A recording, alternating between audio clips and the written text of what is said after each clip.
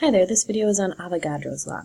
Avogadro's law looks at the relationship between N, which is our moles of gas, and V for volume, which means it has to stay constant, is our pressure and our temperature. So pressure and temperature remain constant, but N and V will change.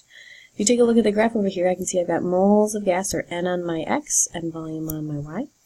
It seems to be a direct or linear relationship, so this is a direct relationship. In a direct relationship, I can see that as N increases, volume also increases. I'm not going to go through how to come up with the equation, but one way to quickly remember the equation is that N and V are direct. Direct is division. So you can say N1 over V1 or V1 over N1, doesn't really matter. V1 over N1 equals V2 over N2. The volume and the moles of gas are directly related. Direct goes to division.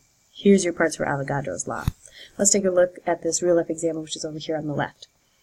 She's got a balloon, and what she's going to do is blow up the balloon, which means the moles of gas that are going inside have increased. If the moles of gas inside have increased, then suddenly they're hitting the sides more often, the gases. And if the gases are hitting the sides more often, my pressure inside the balloon is now increasing. So much so that the pressure inside the balloon is no longer equal to the pressure outside of the balloon. And we know that the gas laws can't let that happen. This gas law is where pressures are the same.